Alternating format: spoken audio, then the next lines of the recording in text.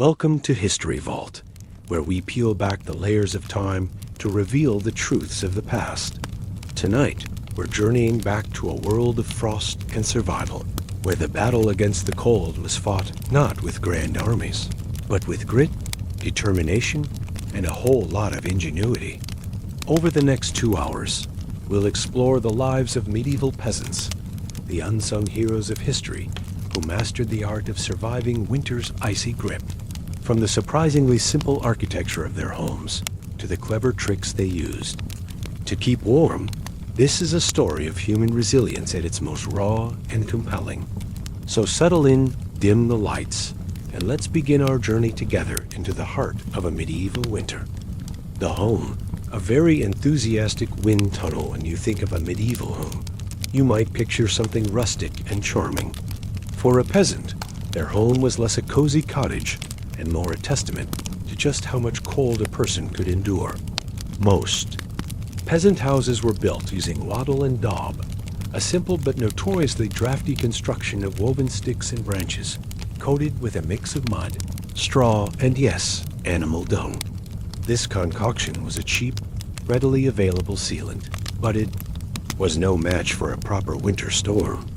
The cold wind found every crack, every gap, and danced its way into the one-room homes, making sure no one ever got too comfortable. Roofs, typically made of thatch, were picturesque, but often sagged and leaked after heavy rain or snow, sometimes letting in more than just water. A squirrel dropping onto your dinner was a real possibility. Windows, if they existed at all, were tiny holes covered with animal hides or wooden shutters, as glass was a luxury reserved for the wealthiest lords. And the floors? They were often just compacted dirt. In winter, this meant the ground inside could become a muddy, frozen marsh. The cold from below, the drafts from the sides, and the occasional leak from above created a three-dimensional assault on body heat. But peasants weren't the type to complain. They packed gaps with moss and old rags, relying on stubbornness and ingenuity to keep from becoming human obstacles. The hearth, the beating heart of hope in the middle of this cold, chaotic existence. There was one hero, the hearth. This was a simple fire pit, not a fancy fireplace with a chimney. Smoke often had to find its own way out through small holes in the roof or cracks in the walls, creating a constant, hazy fog inside that was terrible for your lungs, but great for keeping fleas away. The hearth wasn't just for warmth. It was the kitchen, the light source, and the social hub. People gathered around it to tell stories, gossip, and simply pass the time after the sun went down. Keeping the fire alive was a constant life or death duty. Letting it die out at night was an open invitation for the cold to take over. Since matches didn't exist, reigniting a fire was a grueling process of striking flint and steel in the freezing dark with numb fingers. Every family had a designated firekeeper, whose job it was to tend the embers, adding precious pieces of dry wood to keep the flames sputtering. Layering for survival, the medieval fashion statement in the frigid world of a medieval peasant. Fashion was not about looking good. It was about the desperate art of not freezing to death. Their clothing was a battlefield against the cold, and the strategy was simple. If you owned it, you wore it. The journey began with a scratchy linen under tunic, a base layer that was probably never truly clean. Over this, a thick woolen tunic was added, then another if they were lucky enough to possess one. Legs were covered with sagging leggings, and a rough cloak, smelling suspiciously of goat, was draped over the shoulders. For the truly fortunate, a patched-up sheepskin provided a final prize-winning layer. This wasn't about style. It was about turning oneself into a human onion, trapping body heat between each rough-spun layer. Footwear was a luxury. Many peasants wrapped their feet in multiple layers of cloth or old rags before stuffing them into wooden clogs. If the cold still bit through, another rag was added, along with a silent prayer that no toes would be lost to frostbite. And washing? That was a rare, perilous event. Hauling clothes to a frozen stream, smashing through the ice, and waiting for days for. The only tunic to dry was a risk most peasants wisely avoided. As a result, the grime and grease that built up on their clothes and bodies served as an unexpected layer of insulation, a kind of medieval weatherproofing that was far more effective than it was fragrant. This grimy layer was a thermal shield, a testament to the idea that in winter, filth was not a failure of hygiene, but a badge of survival. Hats, scarves, and gloves were treasured possessions. A simple woolen cap could be the difference between a restless night and waking up with. Hair frozen to the wall. Gloves, often homemade from scraps of leather, were more functional than fashionable, looking like sad puppet costumes. Children were swaddled until they resembled awkward, overstuffed turnips, all in the name of trapping every precious bit of body heat. For the peasant, warmth was the ultimate status symbol, the only truly valuable flex in a world where survival was the only goal. The unseen battle, sleeping on frozen ground, forget plush mattresses and cozy quilts. The medieval peasant's bed was a testament to rustic discomfort. It was typically a rough wooden frame, if one was fortunate enough to have. It covered with a large sack stuffed with straw, hay, or old rushes. This provided a crunchy, lumpy, and slightly pokey sleeping surface that smelled faintly of the barnyard.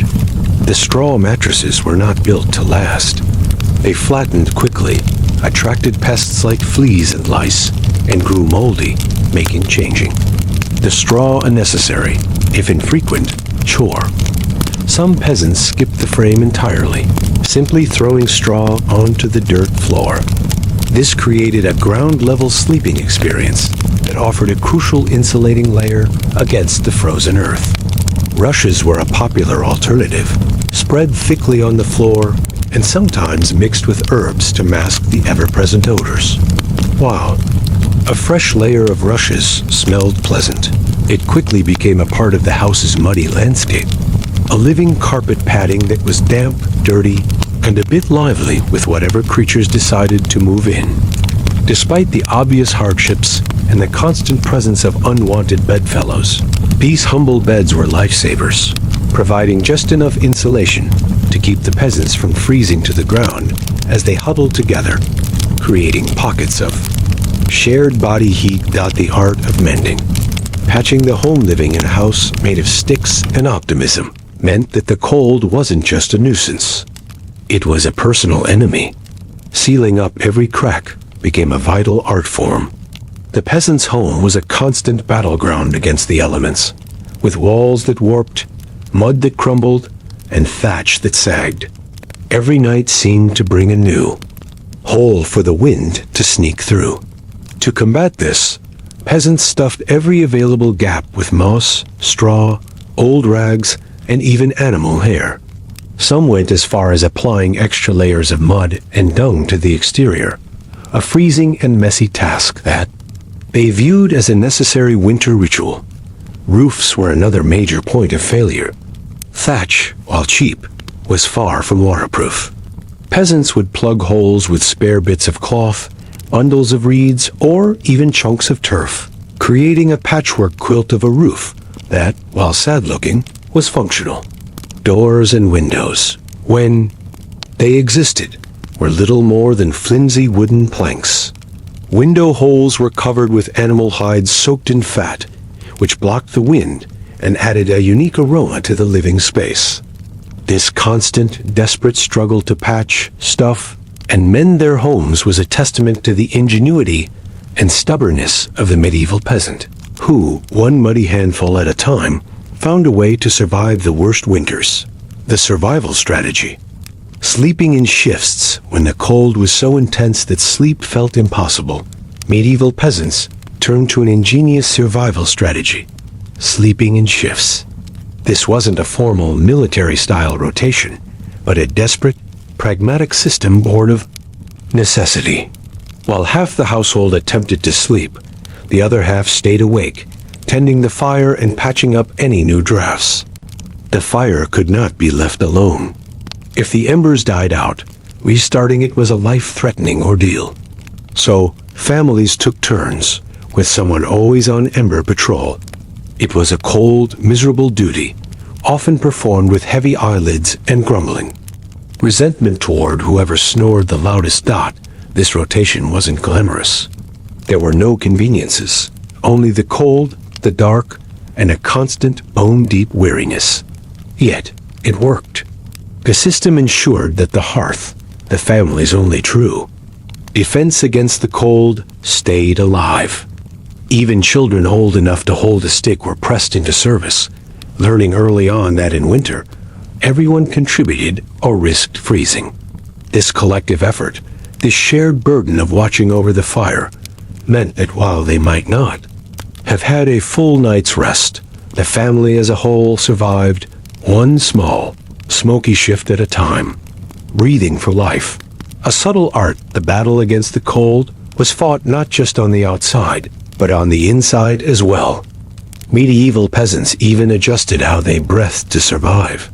Deep, open-mouthed breaths pulled icy air directly into the lungs, a surefire way to invite illness.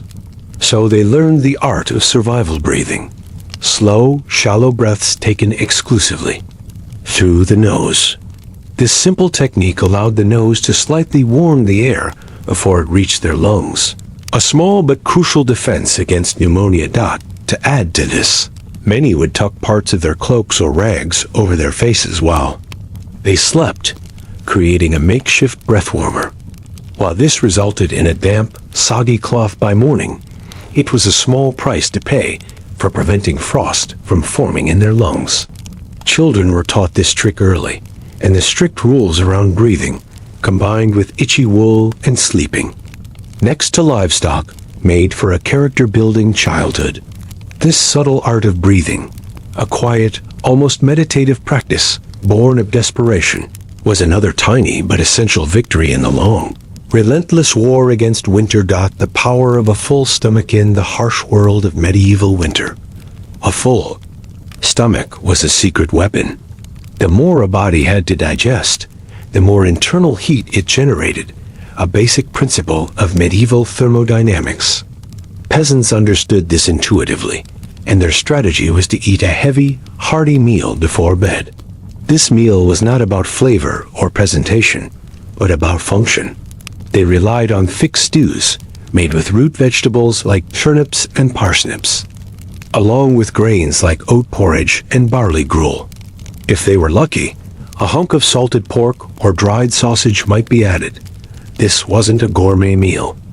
It was a friendly brick in the gut, a slow-burning furnace that radiated heat throughout the night.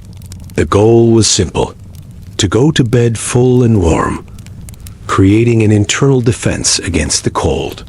Parents ensured that every family member, no matter how picky, ate every last bit of their meal, because a full belly was the difference between shivering through the night and waking up with all your toes. The risk of vivid, strange dreams from a stomach full of cabbage was a small price to pay for a chance at survival.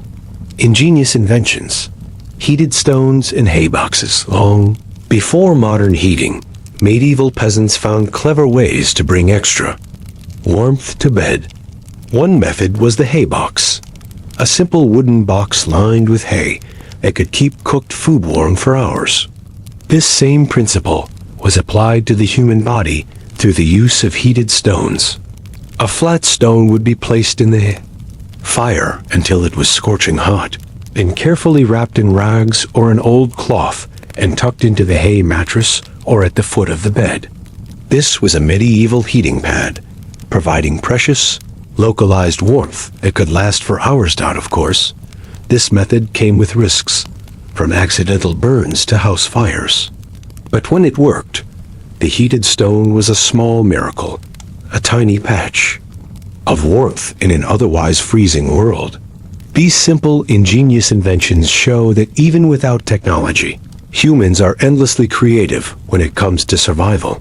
Strategic sleeping, the proximity to the hearth, the one-room peasant. Home, sleeping was a matter of strategic positioning. The closer you were to the hearth, the better your chances of surviving the night.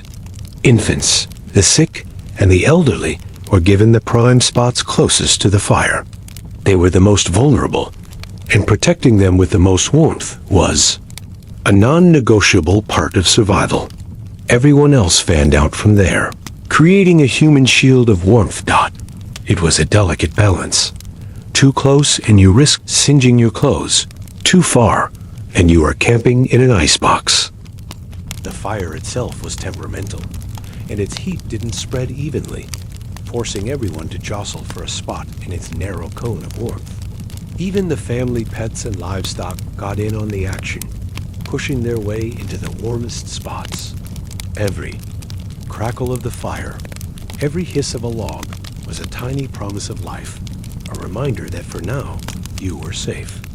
The village, the ultimate survival tool in the medieval world. No one survived winter alone. Survival was a community project, a loud and messy collaboration where the life and warmth of one family depended on their neighbors. When the fire in Old Town's hearth stopped curling smoke into the sky, someone noticed and went to check. This wasn't just a matter of neighborly kindness. It was a matter of shared survival. Villages had their own informal winter watchers, often the young or the elderly who couldn't work the fields, but could keep an eye on who was coughing too hard or whose home seemed too quiet in the morning. Frost. If a family's fire went out, it was an emergency. A good neighbor would rush over with a bundle of glowing coals, or, even better, invite the family into their already crowded hut for the night. Squeezing in an extra 4 bodies was far better than finding frozen friends in the spring. Communal food stores were another critical part of this collective effort. During particularly harsh winters, villages would pool their last bits of salted meat, grain, and dried vegetables, sharing the meager resources to ensure everyone got at least a little something to eat. This was a grim form of charity, but those few communal meals could be the difference between life and death. Even the children understood the stakes, helping to deliver firewood, share embers, and run urgent messages. While feuds and grudges existed, they were often quietly shelved when the nights grew deadly cold. In the icy heart of winter, the village became one big, stubborn, fiercely determined family, united in their goal to survive together. Faith, a flicker of hope in the dark. When the wind howled and the fire dwindled, medieval peasants turned to a powerful ally. Faith. Prayer was not a weekly ritual. It was woven into every frozen breath. Families would kneel together before bed, offering hurried prayers to keep the fire burning, the roof intact, and their toes attached. Saints became more than distant figures. They were frontline defenders against the cold. Saint Blaise was called upon to protect against throat ailments, while Saint Nicholas was asked to protect households from ruin. Superstitions also played a role in this desperate spiritual defense. Some families sprinkled holy water near the hearth, while others marked their doorways with blessed chalk, pleading for warmth and luck. Vigil candles, blessed by a priest, were sometimes kept burning through the night as a flickering plea against the darkness. Faith was an urgent daily conversation. Peasants weren't asking for luxury. They were asking for survival, a little heat, a little food, and one more day to make it through until spring. This raw, stubborn hope whispered into the smoky rafters and tucked under itchy blankets, carried them through the long, merciless nights. When winter wins, the chilling reality, for all the ingenuity, prayer, and stubbornness, the truth was chilling. Sometimes it wasn't enough. When winter won, it didn't just take a few unlucky souls. It took entire families, entire villages, burying them beneath a shroud of snow and ice. Some winters were especially cruel, like the infamous Great Famine of 1315, when crops failed and temperatures plummeted, turning a difficult existence into a slow, grinding disaster. The failure to keep a fire alive was often a death sentence. Neighbors would sometimes discover entire households in the spring, bodies locked in a final, frozen embrace. Homes could collapse under heavy snow, and disease thrived in the cramped, smoky spaces, turning a simple cough into a death sentence. Frostbite was a constant threat, and many who survived did so at the cost of their limbs. What is most haunting is the eerie acceptance of death. People understood that each winter, some among them wouldn't see the thaw. Death wasn't unexpected. It was just another neighbor. Yet, even in the face of this constant threat, they pressed on, clinging to life as long as one ember remained in the hearth. A legacy of endurance, looking back at the lives of medieval peasants. It's easy to focus on the hardship, the cracked hands, the frozen toes, the smoky huts. But their story is more than a tale of suffering. It's a testament to human ingenuity and unbreakable endurance. They didn't have modern comforts, and they didn't have the luxury of assuming they would survive. What they had was a blueprint for resilience. Every hay-stuffed mattress, every hand-banked fire, every moss-crammed wall gap was a testament to their creativity under pressure. They adapted, learning from the land and from each other. Their communities were built on shared survival, on the understanding that no one could beat winter alone. Their faith was a form of endurance, a fragile, stubborn hope that after 100 dark nights, spring would return. And somehow, it did. Their unglamorous victories surviving one more night, one more storm pushed humanity forward, until warmth and comfort became the expectations we take for granted today. Their blood, sweat, and ingenuity are woven into the fabric of our modern lives.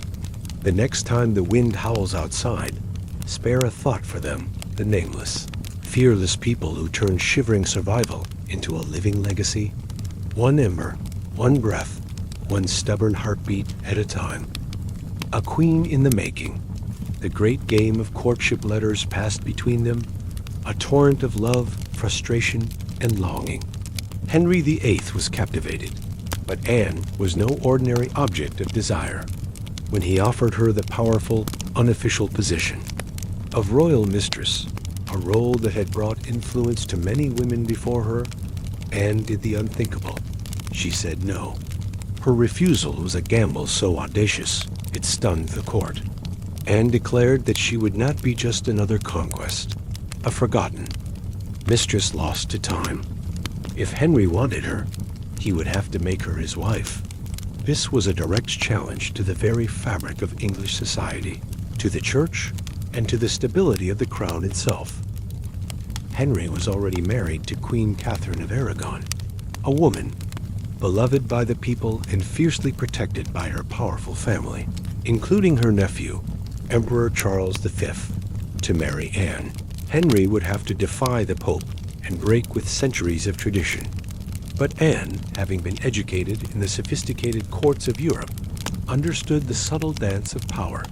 She knew ambition was a dangerous game, but she was determined to play and to win. Her choice was not merely about securing a marriage.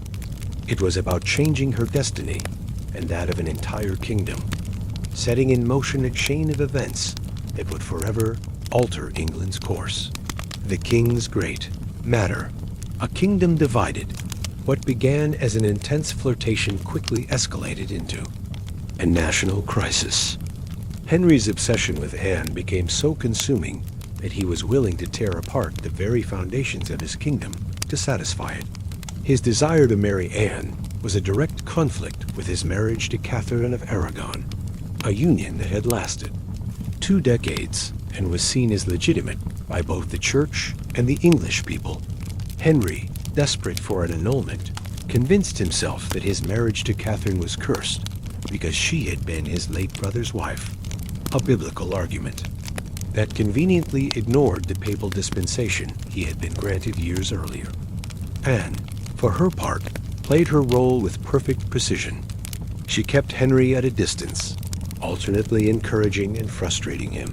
She wasn't just aiming for marriage. She was positioning herself for the throne. The court divided into factions. Those who saw the changing winds of power and sought Anne's favor, and those who fiercely defended the beloved Queen Catherine. Diplomatic chaos ensued, with foreign monarchs threatening retaliation and the Pope refusing to grant an annulment. As the years dragged on, Henry's frustration grew into a reckless determination. He slowly began to realize that to marry Anne, he would have to break from the Church of Rome entirely. Anne wasn't just capturing a king's heart. She was dragging an entire kingdom into uncharted and dangerous waters. Queen of England, a triumph built on quicksand after nearly 7 years of scandal and political maneuvering. Anne's gamble paid off. In January 1533, she secretly married Henry VIII.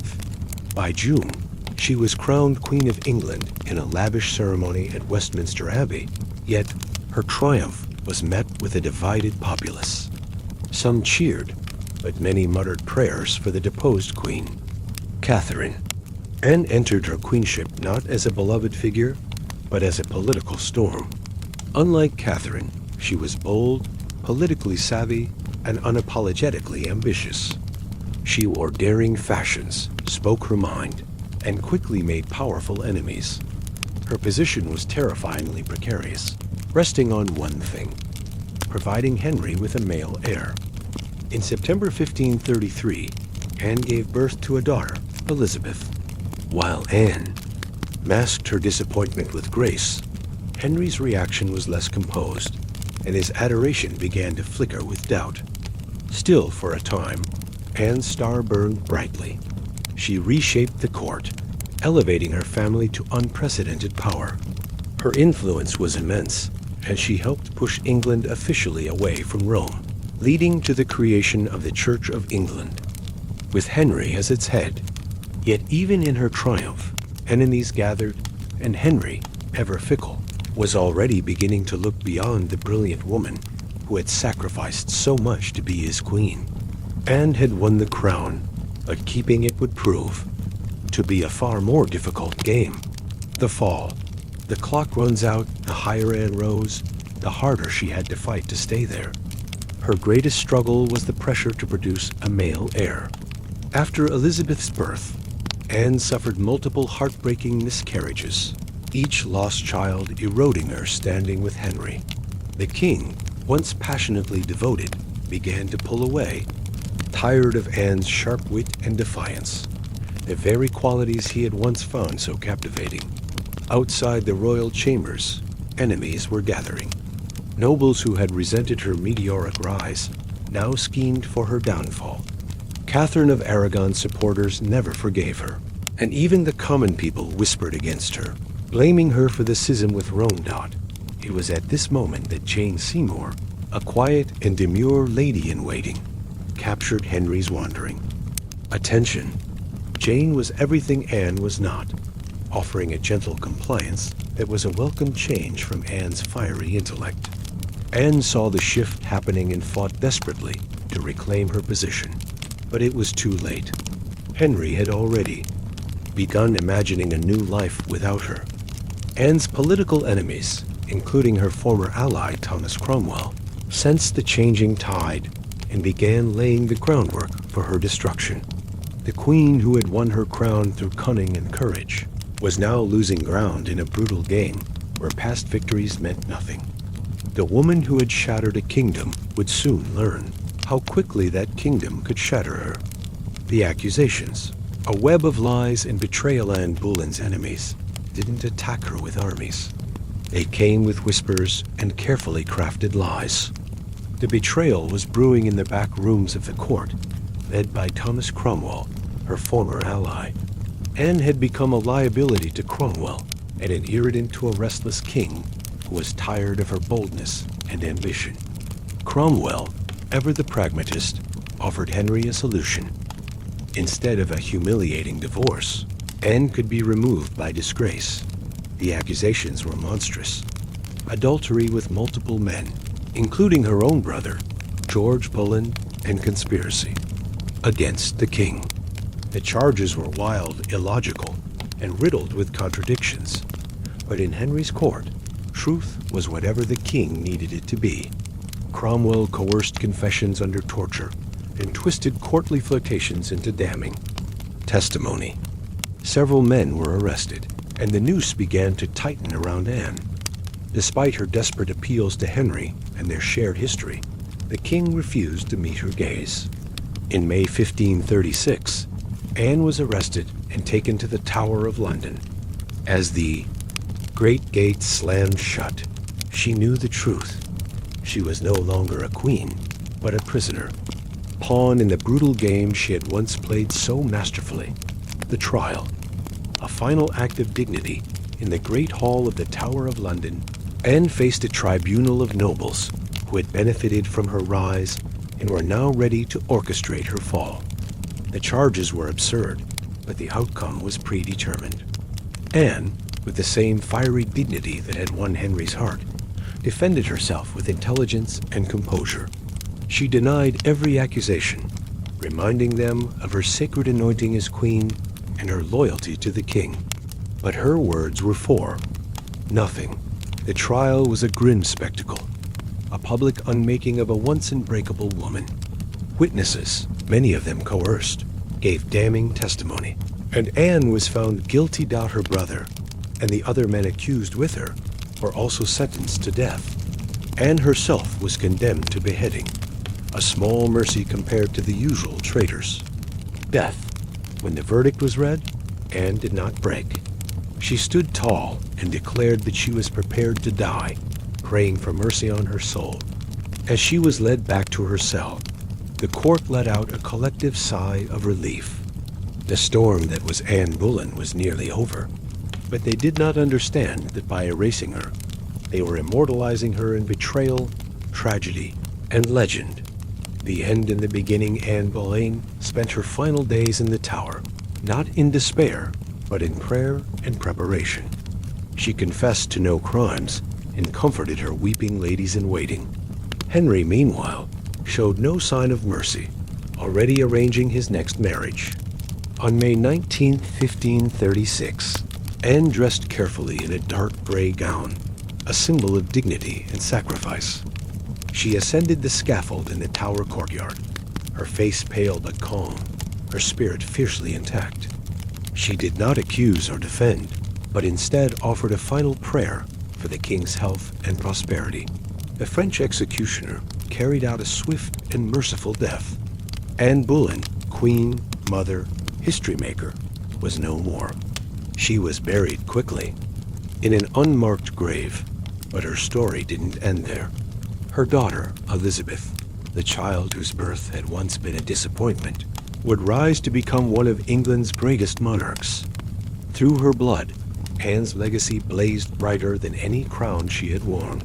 Her ambition triggered the English Reformation, and her fall demonstrated the fragility of power. Anne Boleyn won a kind of immortality, not through her survival, but through her indelible impact on history. The spark, tea and tyranny. The colonies were on a collision course with Britain, a relationship that had soured from one of proud partnership to one of resentment and fury. It wasn't just about money, it was about principle. For years, Parliament had passed taxes like the Stamp Act and the Townshend Acts, laws that infuriated colonists who had no representation in the British government. This was the core issue, being taxed without consent. The colonists saw themselves as citizens, not as subjects to be ruled from afar. That Boston became the epicenter of this resistance. Groups like the Sons of Liberty grew bolder, and tensions escalated into violence with events like the Boston Massacre in 1770, where British soldiers fired on unarmed civilians. Trust had evaporated. By 1773, the stage was set, and the final insult came not in the form of a soldier's bayonet, but in a quiet, seemingly harmless product. Tea. The colonists didn't know it yet, but the night that tea floated in the cold waters of Boston Harbor, the world would change forever. A trap disguised as a bargain. The Tea Act in 1773, Parliament made a critical miscalculation. To save the struggling British East India Company, it passed the Tea Act. On the surface, the law seemed like a good deal. It allowed the company to sell tea directly to the colonies, cutting out middlemen and slashing prices. The British government believed the colonists would be happy to pay a few pennies less for a luxury product. But the problem wasn't the price, it was the principle. The Tea Act left the hated tax on tea firmly in place. Accepting the tea, even at a discount, would mean surrendering the fundamental liberty of being taxed only by a government they had. A voice in news of the Tea Act ignited a fire across the colonies. Merchants saw their livelihoods threatened, and patriots raged against the implied message of British arrogance. In Boston, the reaction was particularly fierce. The city, already scarred by past conflicts and economic hardship, recognized the law for what it was: a trap disguised as a bargain. Refusing the tea became a matter of honor and a test of loyalty to the cause of liberty. The Sons of Liberty, led by Samuel Adams, John Hancock, and Paul Revere, organized boycotts, vowing that no tea would be unloaded, sold, or drunk on American soil. While ships in other ports were turned away, the Dartmouth, the Eleanor, and the Beaver remained stubbornly anchored in Boston Harbor, creating a tense deadlock that everyone knew was about to break. The Powder Keg, a city on the brink as. The tea ships sat in Boston Harbor. The city itself became a powder keg. Every day without a resolution heightened the tension.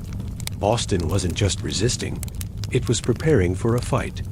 The Sons of Liberty held large public meetings, with thousands of colonists gathering at the Old South Meeting House, the Nerve, center of the resistance.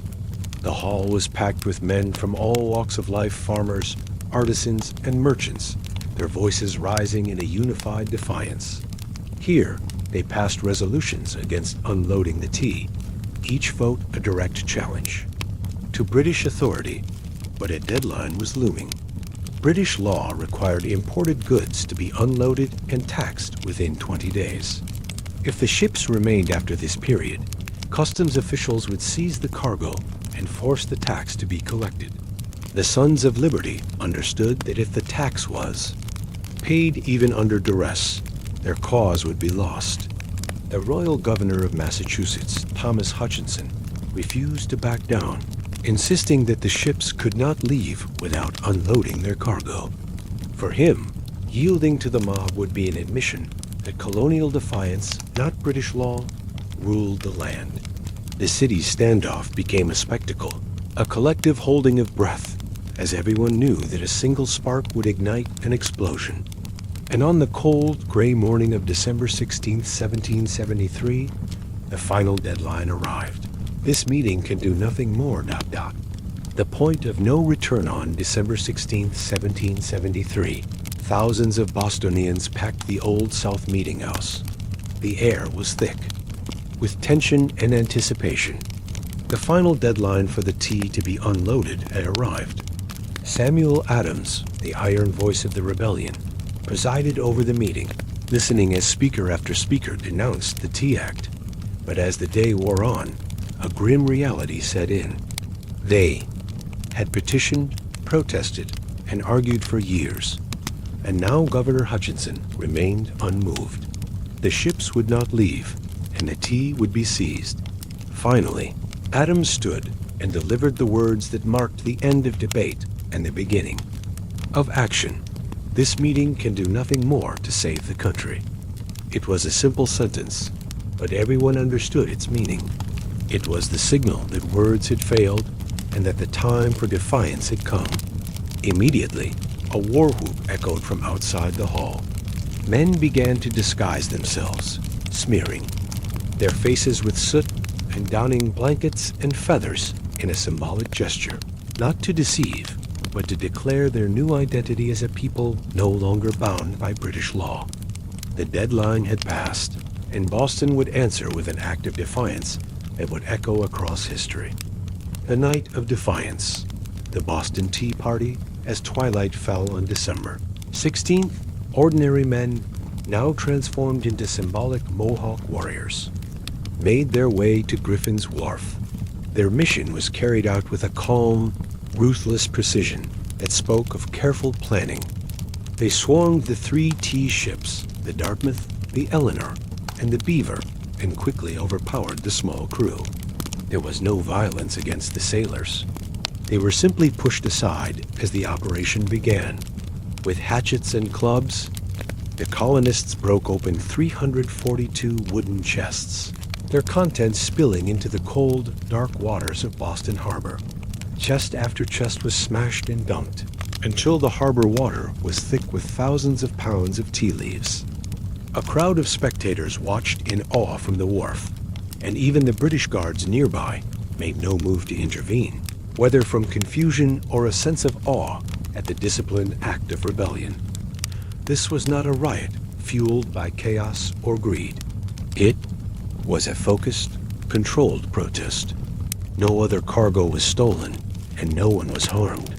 The only thing they took was the tea, a powerful symbol of British tyranny. They were not thieves. They were revolutionaries in the making.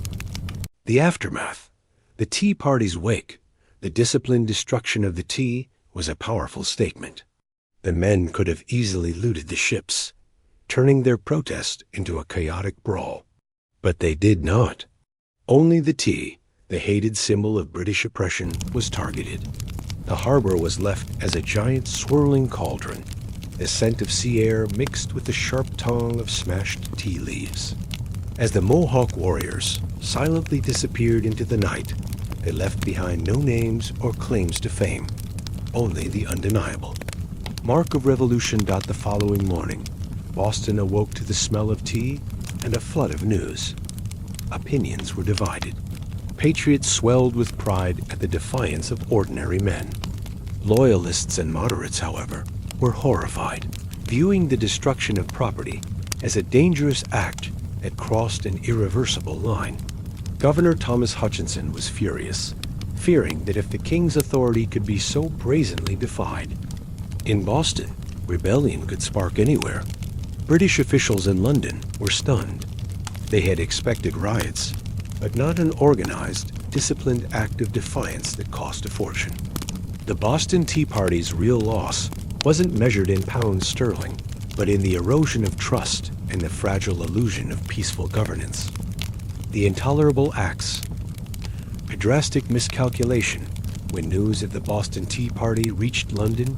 The British reaction was swift and furious. King George III and Parliament viewed the act not as a protest, but as open rebellion. Their response was a series of laws so harsh, they were quickly dubbed the Intolerable Acts by the American colonists. The first blow was the Boston Port Act, which closed Boston's bustling harbor, the economic lifeline of the city, until the destroyed tea was paid for. This was followed by the Massachusetts Government Act, which stripped the colony of its self-governing rights and placed it under direct royal control. The Administration of Justice Act allowed British officials to be tried in Britain, effectively making them untouchable. To enforce these new laws, British soldiers were quartered in Boston homes. Message was clear: rebellion would be crushed. But Parliament's heavy-handedness had a powerful, unintended consequence. Instead of frightening the other colonies into submission, it outraged them. News of Boston's suffering stirred deep sympathy and righteous anger throughout America. Wagon loads of food and supplies poured into Boston from neighboring colonies, and letters of solidarity and support began to weave the once fragmented colonies together. In punishing Boston, Britain had hoped to make an example. Instead, it made Boston a martyr and a symbol, turning a local problem into a rallying cry for all the colonies. The birth of unity. The First Continental Congress. The punishment of Boston sent shockwaves far beyond Massachusetts, forging an unprecedented sense of unity. For years, the colonies had been like distant cousins, separated by geography, culture, and trade rivalries. But the intolerable acts made them realize that what happened to Boston could happen to anyone. The response was swift. and widespread. In September 1774, representatives from 12 of the 13 colonies met in Philadelphia for the First Continental Congress. For the first time, leaders like George Washington, Patrick Henry, and John Adams gathered under one roof to discuss a unified response. Their official goal was not independence, but reconciliation with Britain. Yet, beneath the formal debates, a new understanding was taking root. The colonies could no longer afford to stand alone. They agreed to a massive boycott of British goods and pledged mutual support in the face of further aggression, making it clear that an attack on one colony would be considered an attack on all. In punishing Boston, Britain had intended to crush the rebellion, but it had instead welded the colonies together into something far more dangerous. A people who, despite their differences, were beginning to think of themselves not as scattered provinces, but as Americans. The legacy. From tea to revolution, the night the tea sank into Boston Harbor, it wasn't just crates that were destroyed. It was the illusion of perpetual loyalty to the British Crown.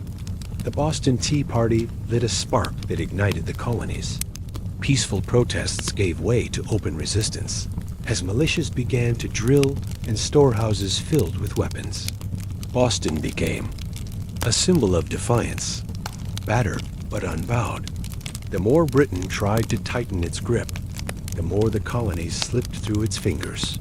By the spring of 1775, the tension reached a breaking point. The first shots of the American Revolution at Lexington and Concord were a direct result of the choices made in Boston. Harbor to choose principle over profit and defiance over fear. The Tea Party showed the world that revolution doesn't always announce itself with trumpets. It can start quietly, with a small group of determined people standing in the cold, choosing a dangerous path. In dumping the tea, the colonists rejected a tax and an empire, a declaration that they were no longer subjects, but revolutionaries. The dawn of civilization.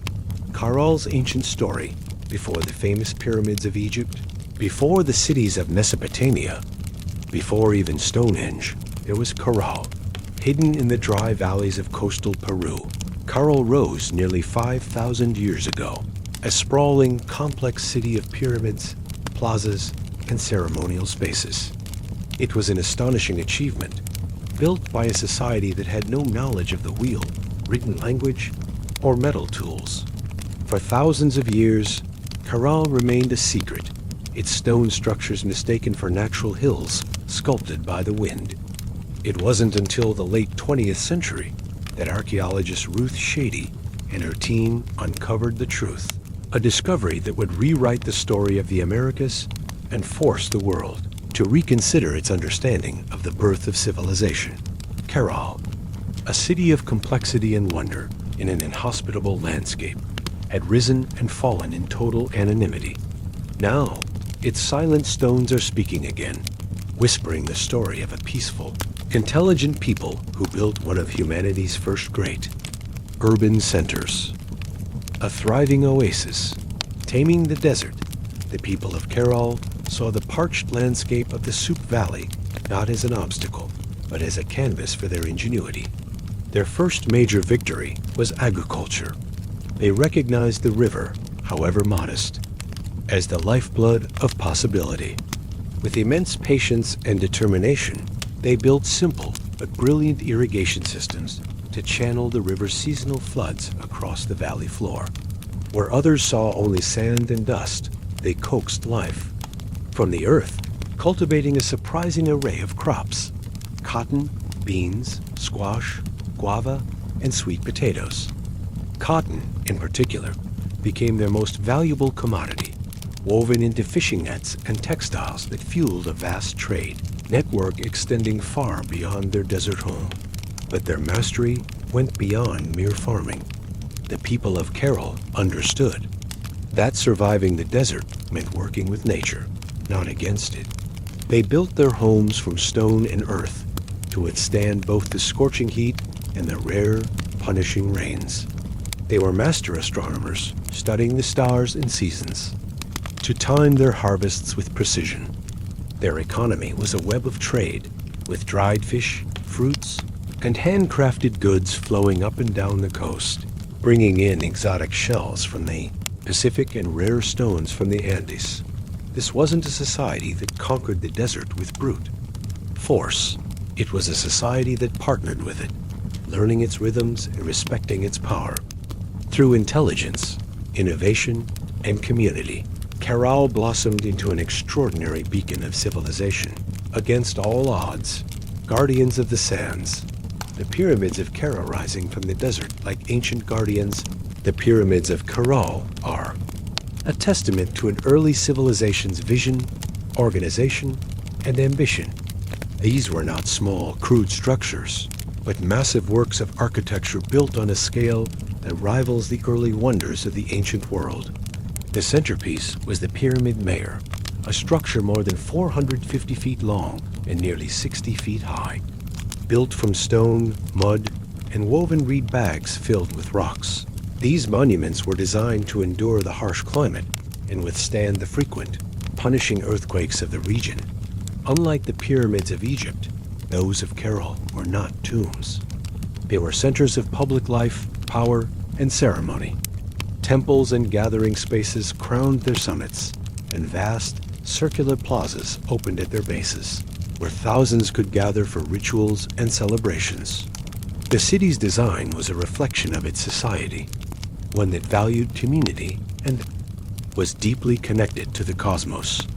The pyramids were strategically aligned with celestial events, and their construction showed a profound understanding of mathematics and spirituality. Without metal tools, the wheel, or beasts of burden, the people of Caral raised these structures with staggering precision, creating a city that connected earth and sky, community and eternity. A society of peace, the power of cooperation. What sets Caral apart from so many other ancient civilizations is a profound and moving truth.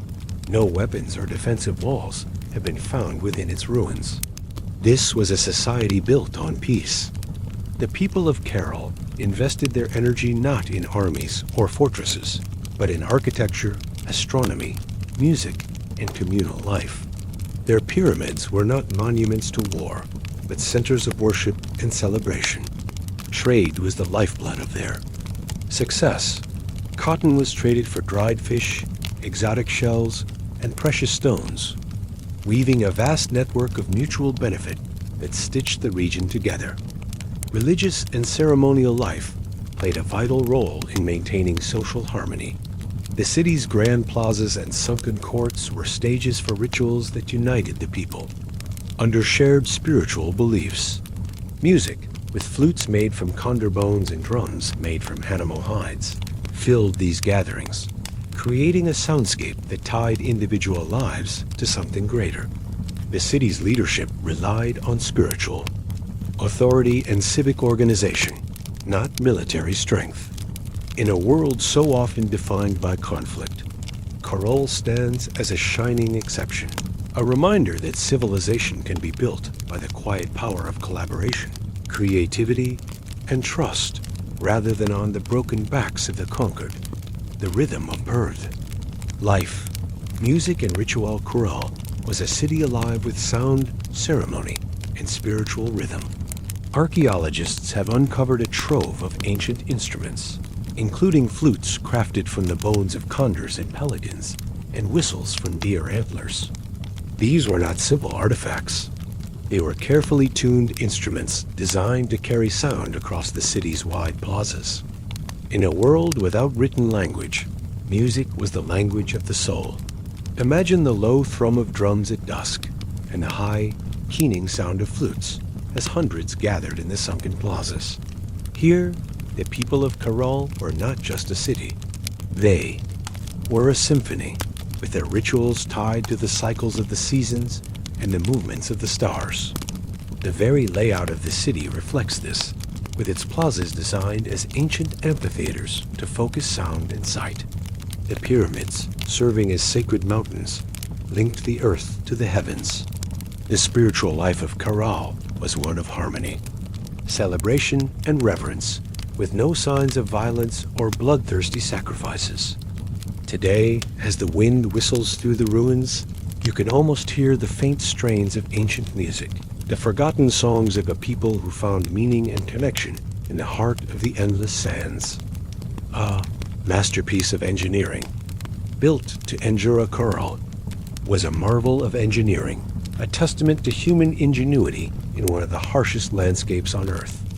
Without metal tools, the wheel, or draft animals, the people of Carol built massive pyramids that have endured for nearly 5,000 years.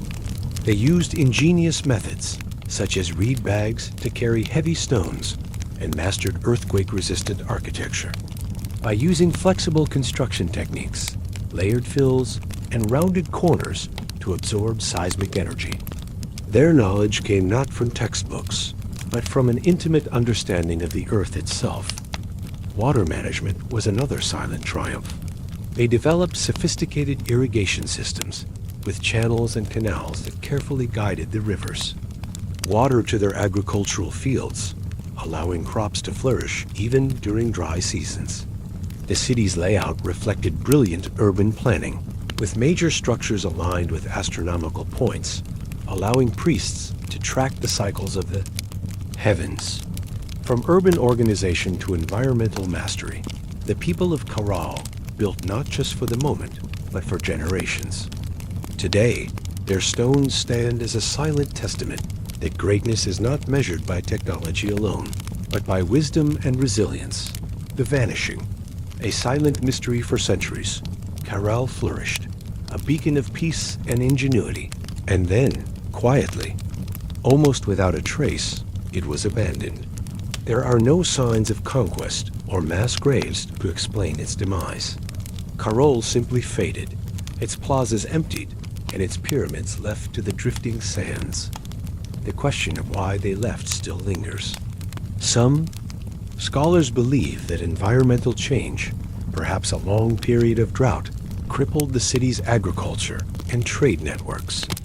Others suggest that shifting trade routes or internal decline led to its slow, gradual abandonment. Whatever the cause, the people likely drifted away one by one, leaving the desert to reclaim what they had built.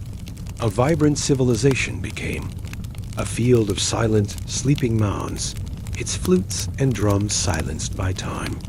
Caral's disappearance is a haunting reminder that even the greatest civilizations are fragile, vulnerable to the unseen forces of change. The daily grind, a peasant's diet and home life. Continued the peasant's life was an endless, exhausting cycle of labor, but their day-to-day existence was also a testament to human resilience and ingenuity.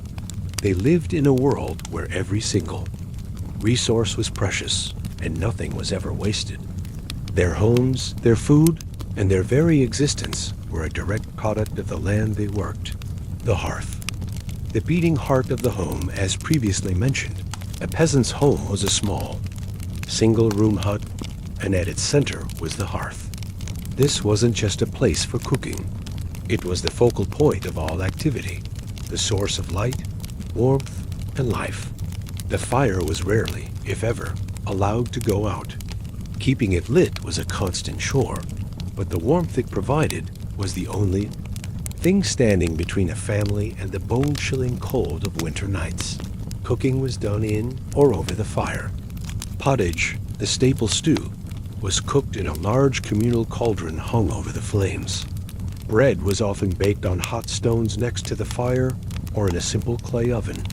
The lack of a chimney meant that the room was constantly filled with smoke, a thick, sooty haze that coated everything. This smoke was an ever-present part of their lives, and while it was a nuisance, it had a hidden benefit. It helped to smoke and preserve any small bits of meat or fish that hung from the rafters, extending their life. The hearth was also the social hub. Families would gather around it to eat, tell stories, and perform small tasks like mending clothes or weaving baskets by its flickering light. In a world without books, games, or entertainment, it was the fire's warmth and glow that brought the community of the family together at the end of a long, hard day. The peasant's wardrobe. Simple, durable, and hand-made. A peasant's clothing was as simple and practical as their homes and diet. Clothes were a tool for survival, not a form of self-expression. They were made from coarse, durable fabrics like wool or linen, often spun and woven by the peasant women themselves during the long winter months. Men typically wore a tunic that reached to the knees, secured with a belt. They wore simple leggings or trousers, and their feet were often covered with crude leather shoes or wraps made from cloth. Women wore a long, loose-fitting tunic or a dress, often layered for warmth. They covered their heads with a simple cloth or bonnet. The colors were almost universally muted and natural dull grays, browns, and undyed off-white, as colorful dyes were expensive luxuries. The clothing was patched and repatched until it was no longer salvageable. A peasant's garments were a visible record of their life, with every tear and stain telling a story of hard work and scarcity. The only concession to comfort was a large, hooded cloak for protection against the rain and cold. A diet of survival. Diving deeper into their meals, while we've touched on the main components, it's worth exploring the nuances of their meager diet. The lack of variety was its most defining feature. A peasant would likely eat a form of pottage for breakfast, pottage for lunch, and pottage for dinner. The ingredients might change slightly, with the season's more leafy greens in the spring, more root vegetables in the fall, but the fundamental meal remained the same. A significant part of their diet came from their small vegetable garden and from foraging. Peasants would grow what they could in their small plots next to their cottage: onions, garlic, peas, and cabbages. Foraging in the forests and common lands was an essential skill. They would gather nettles, wild mushrooms, nuts, and berries to add flavor and vital nutrients to their meals. They also used every part of an animal they butchered, not just the prime cuts. Lard was rendered from pig fat for cooking, and blood was used to make sausages. Even the animal's hooves and organs were boiled for stew. The only real treats were reserved for special occasions, like a village feast day. These were moments of rare celebration, where a whole roasted pig or a larger fish might be shared among the community. These feasts, however, were few and far between, and the very concept of a full meal was an achievement, not an expectation, God in every aspect. From their crowded homes to their simple clothes and monotonous diet, a peasant's daily life was a masterclass in survival. It was a life of constant physical labor, where comfort was a fleeting luxury, and every decision was a matter of life or death. The simplicity and harshness of their existence were a constant reflection of their place.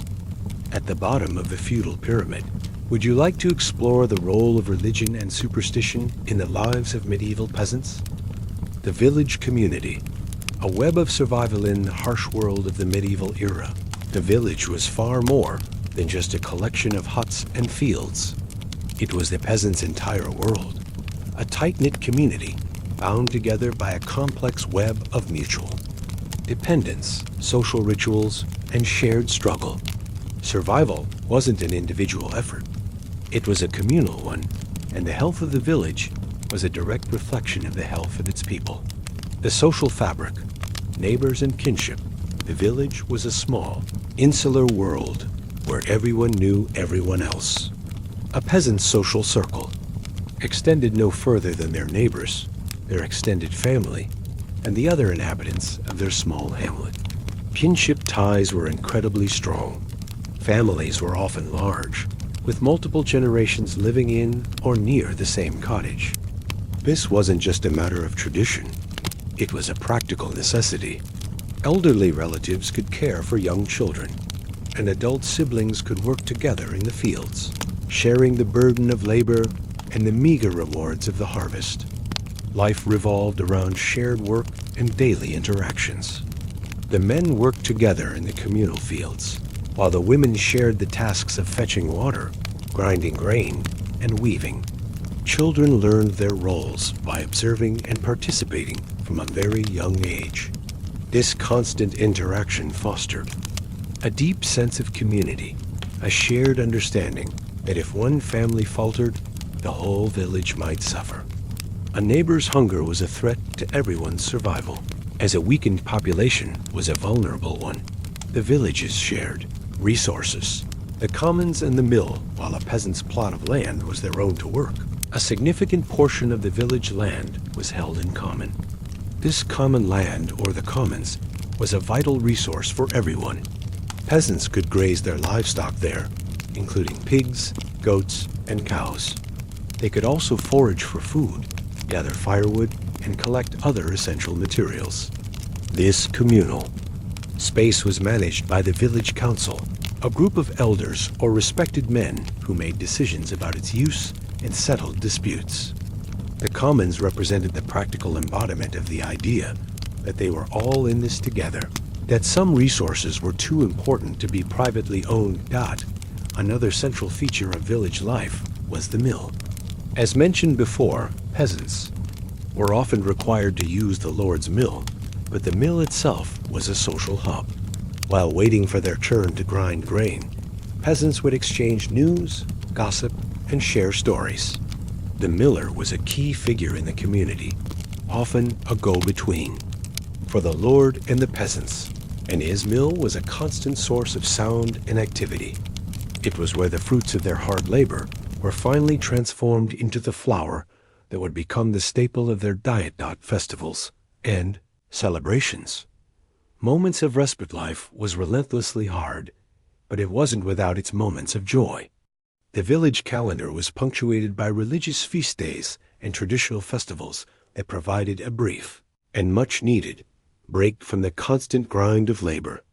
These were opportunities for the community to come together in celebration. One of the most important was the Harvest Festival, a joyous occasion after the difficult work of bringing in the crops.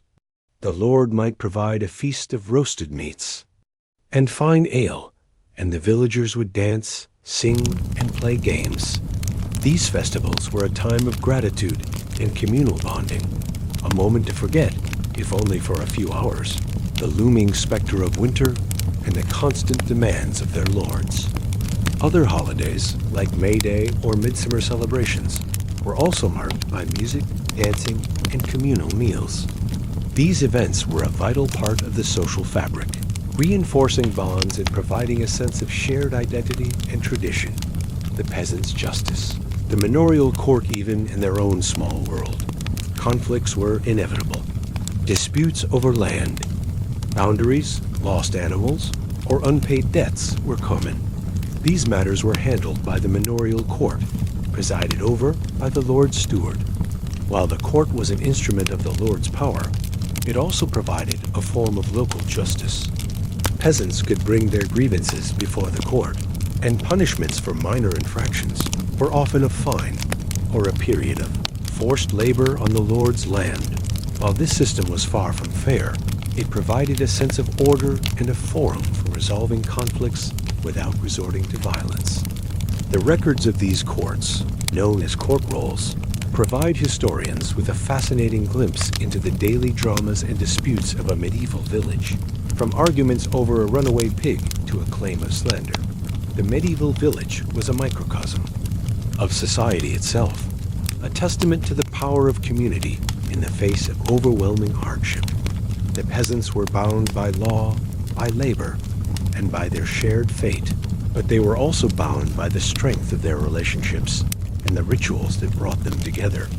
Their survival was a collective triumph, a testament to the enduring power of a community that worked, celebrated, and survived as one. Survival of the fittest. Health and medicine in the peasant world. For the medieval peasant, a healthy life wasn't a given. It was a luxury. In a world with no understanding of germs, antibiotics, or sterile practices, illness was a constant and terrifying threat. A simple fever could be a death sentence. A broken bone could lead to a life of disability, and even a small cut could fester into a fatal infection. Medicine, as we know it today, was non-existent.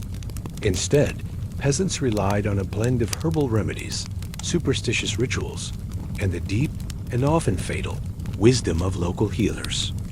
A life of physical strain and hidden dangers, the peasant's body was a tool, and it suffered the consequences of relentless labor. Their lives were defined by physical strain.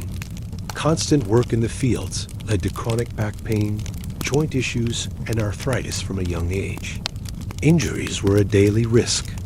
A slip with a scythe, a kick from an ox, or a fall from a hay wagon could result in a broken bone or a deep gash.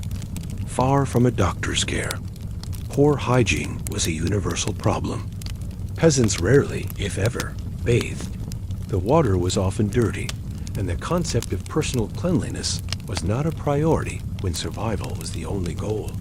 Their homes, shared with livestock and filled with smoke and damp, were breeding grounds. FOR disease. Diseases we now consider minor, like a common cold, could easily turn into deadly. Pneumonia or bronchitis due to weakened immune systems and a lack of proper treatment. Dental care was non-existent. A painful tooth was either endured or pulled out by an unqualified person, often the local blacksmith, using a pair of crude pliers. The result was often infection, which could spread to the jaw and kill the person. The healer's craft, a blend of herbs and tradition. When a peasant fell ill, they didn't go to a doctor. They went to a local healer. These were not formally educated physicians. They were usually older women or wise men from the village who had passed down knowledge of herbal remedies and folk cures through generations. Their medicine cabinet was the forest and the fields. They knew which plants could be used for which ailments.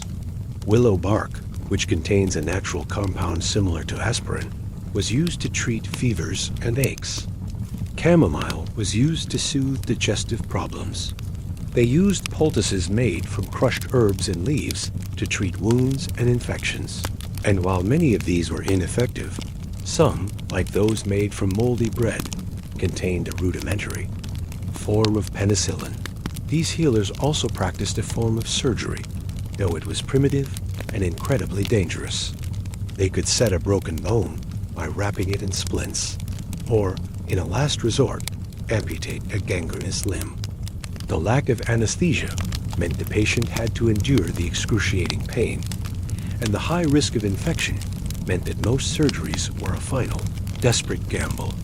The terrors of disease and plague, the greatest threat to a peasant's health came from infectious diseases. Without any knowledge of how sickness spread, they were helpless against it.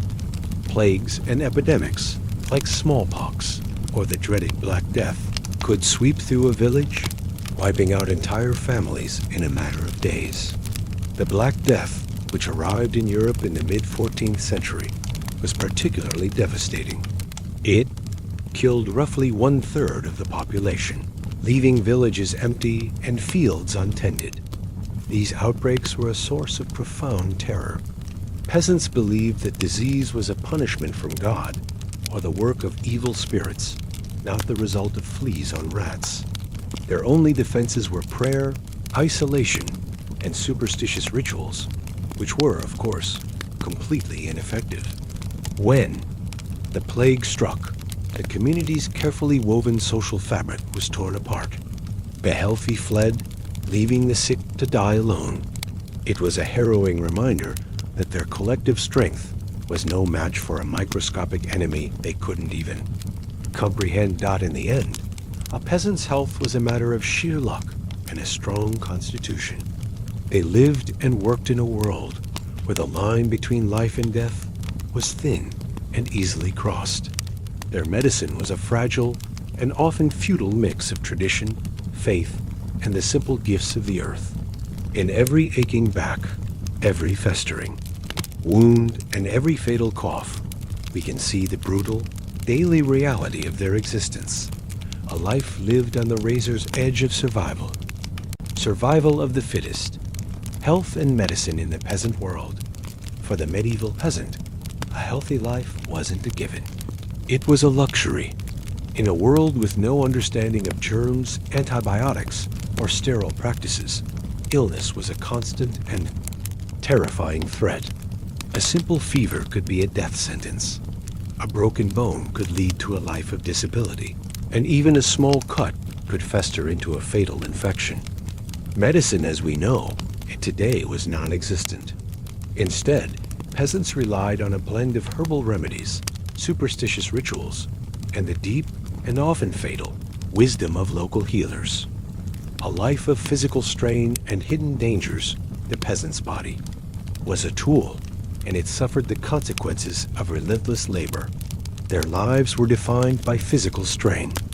Constant work in the fields led to chronic back pain, joint issues, and arthritis from a young age. Injuries were a daily risk. A slip with a scythe, a kick from an ox, or a fall from a hay wagon could result in a broken bone or a deep gash. Far from a doctor's care, poor hygiene was a universal problem. Peasants rarely, if ever, bathed. The water was often dirty, and the concept of personal cleanliness was not a priority when survival was the only goal. Their homes, shared with livestock and filled with smoke and damp, were breeding grounds. FOR disease. Diseases we now consider minor, like a common cold, could easily turn into deadly. Pneumonia or bronchitis due to weakened immune systems and a lack of proper treatment. Dental care was non-existent. A painful tooth was either endured or pulled out by an unqualified person, often the local blacksmith, using a pair of crude pliers. The result was often infection, which could spread to the jaw and kill the person. The healer's craft, a blend of herbs and tradition. When a peasant fell ill, they didn't go to a doctor. They went to a local healer. These were not formally educated physicians. They were usually older women or wise men from the village who had passed down knowledge of herbal remedies and folk cures through generations. Their medicine cabinet was the forest and the fields. They knew which plants could be used for which ailments. Willow bark, which contains a natural compound similar to aspirin, was used to treat fevers and aches. Chamomile was used to soothe digestive problems. They used poultices made from crushed herbs and leaves to treat wounds and infections. And while many of these were ineffective, some, like those made from moldy bread, contained a rudimentary form of penicillin. These healers also practiced a form of surgery, though it was primitive and incredibly dangerous. They could set a broken bone by wrapping it in splints, or, in a last resort, amputate a gangrenous limb. The lack of anesthesia meant the patient had to endure the excruciating pain, and the high risk of infection meant that most surgeries were a final, desperate gamble. The terrors of disease and plague, the greatest threat to a peasant's health came from infectious diseases. Without any knowledge of how sickness spread, they were helpless against it. Plagues and epidemics, like smallpox or the dreaded Black Death, could sweep through a village, wiping out entire families in a matter of days. The Black Death, which arrived in Europe in the mid-14th century, was particularly devastating. It killed roughly 1/3 of the population, leaving villages empty and fields untended. These outbreaks were a source of profound terror. Peasants believed that disease was a punishment from God or the work of evil spirits, not the result of fleas on rats. Their only defenses were prayer, isolation, and superstitious rituals, which were, of course, completely ineffective. When the plague struck, the community's carefully woven social fabric was torn apart. The healthy fled, leaving the sick to die alone. It was a harrowing reminder that their collective strength was no match for a microscopic enemy they couldn't even comprehend. In the end, a peasant's health was a matter of sheer luck and a strong constitution. They lived and worked in a world where the line between life and death was thin and easily crossed. Their medicine was a fragile and often futile mix of tradition, faith, and the simple gifts of the earth. In every aching back, every festering wound, and every fatal cough, we can see the brutal daily reality of their existence, a life lived on the razor's edge of survival.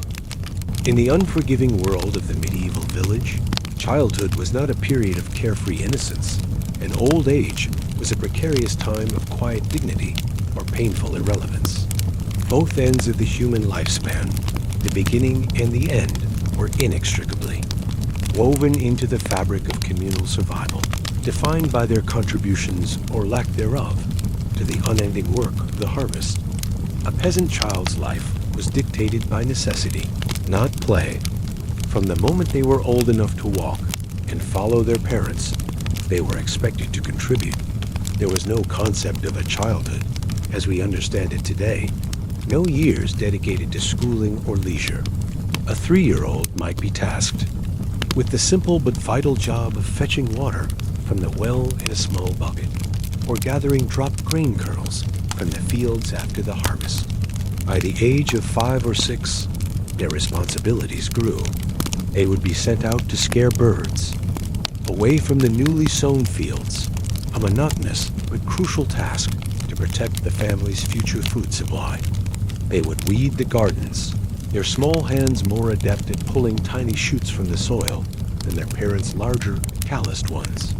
As they grew older, they would be integrated into the adult world of labor, learning to swing a sickle, tie sheaves of wheat, or tend to the family's livestock. A young boy might spend his days herding the village pigs in the common lands, while a girl would learn to spin wool, weave cloth, and care for younger siblings. Play, when it happened, was often a byproduct of their work chasing each other. In the fields, making toys from sticks and mud, or inventing games that mimicked the lives of their parents. Their education was entirely practical, a direct apprenticeship in the hard skills of survival, passed down from one generation to the next. The value of a child was not measured in their potential, but in their immediate utility to the family's fight against starvation. They were not a burden. They were an extra pair of hands, and in the brutal economy of the medieval village, that was everything. The elderly, on the other hand, occupied a more complex and often fragile place in the community. As their physical strength waned, and they could no longer endure the backbreaking labor of the fields, their survival became a matter of their past contributions and the goodwill of their children. There were no pensions or social safety nets. An old peasant's security depended on their ability to continue being useful, even in a limited capacity. An aging grandmother might spend her days mending clothes, preparing meals, or watching over the village children. A grandfather with a lifetime of agricultural knowledge might be sought out for his wisdom on the best time to plant or where to build a new irrigation ditch. They became the keepers of the village's collective memory, the storytellers who passed down tales of past famines, great harvests, and the family's history. Their place was not in the field, but by the hearth, where they could impart their wisdom and perform lighter but still essential tasks. However, this was a fragile arrangement. If an elderly person became too frail or sickly to contribute, they risked becoming a burden, a mouth to feed in a household that barely had enough for its able-bodied members. In times of famine, a family might face the agonizing choice between feeding a parent who could no longer work and a child who represented the future. It was a stark reality, a silent, unspeakable truth that underscored the constant tension between communal duty and individual survival.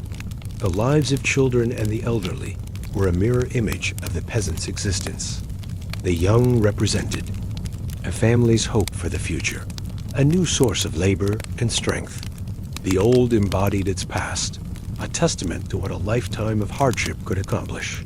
Both were a testament to the fact that in a medieval village, no one truly lived alone.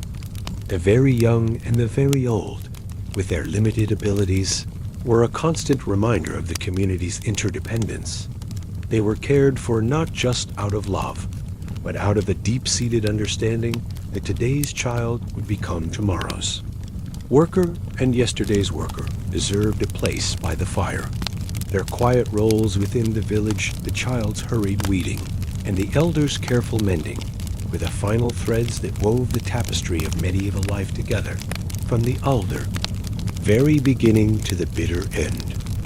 In a life defined by unending labor and the constant threat of hunger, the medieval peasant had little time for leisure. Yet moments of respite, however brief and simple, were a vital part of their existence. These periods of rest and entertainment were not about grand spectacles or elaborate games. They were about simple, communal joys, a brief escape from the grind, a way to reaffirm their shared humanity in a world that often treated them as little more than cogs in a machine. Was woven into the fabric of daily life, often in the form of conversation and storytelling. After a long day of work, families and neighbors would gather around a crackling hearth. The flickering firelight would become a stage for oral traditions passed down through generations.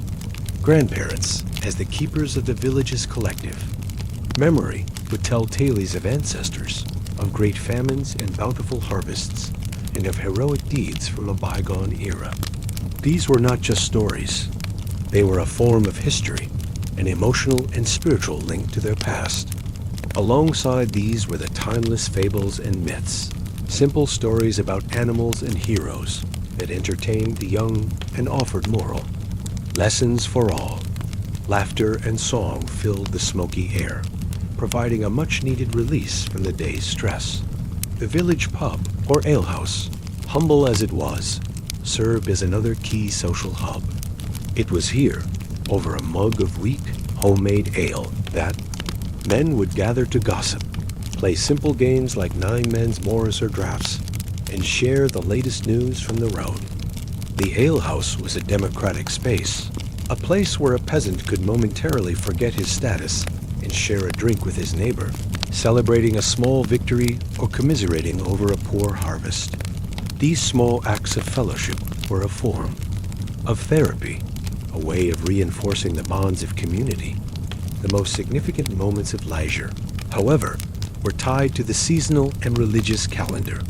Feast days and festivals were the rare, golden threads woven into the coarse cloth of peasant life. On these days, work would stop completely. The village church, the center of their spiritual life, often sponsored celebrations. Festivals like May Day, the summer solstice, or the harvest festival were communal affairs that drew people together. They would put on their best, though still humble, clothes and gather in the village square or a nearby field. Music, dance, and food were the highlights of these celebrations.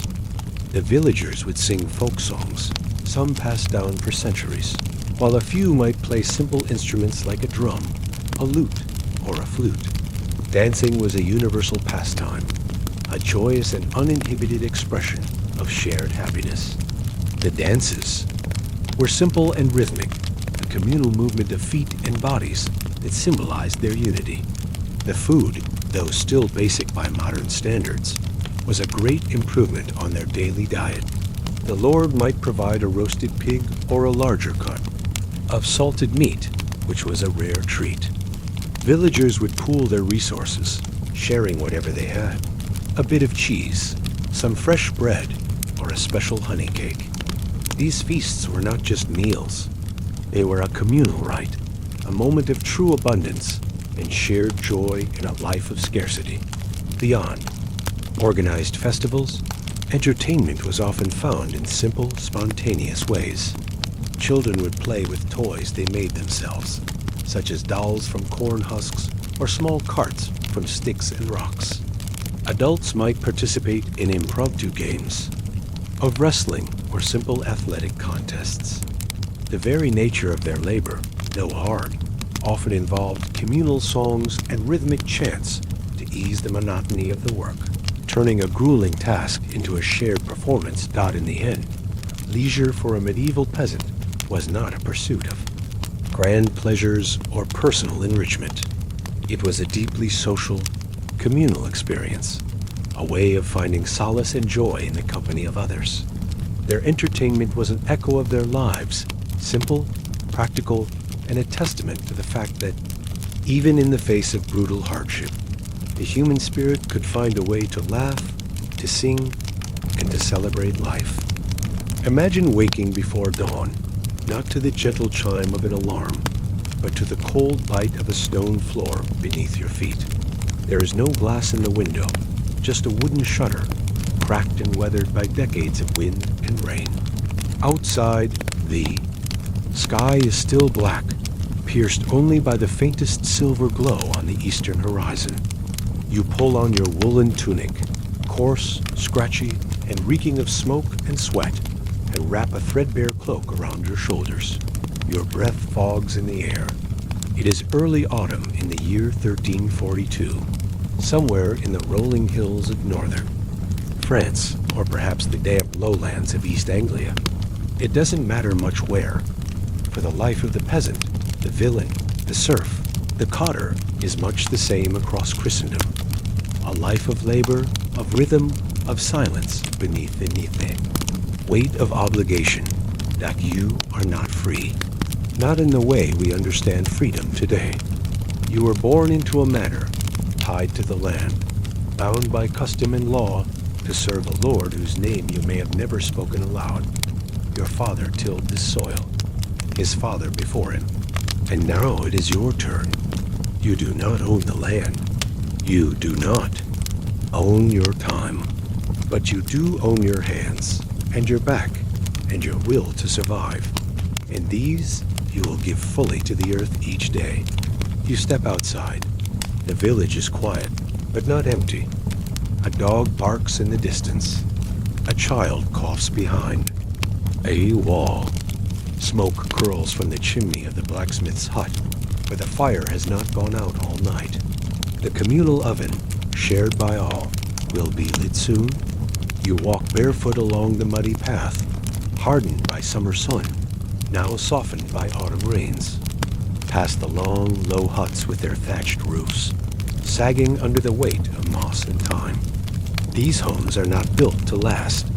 They are built to shelter, barely, from the elements. Wattle and daub walls, wooden frames, earthen floors.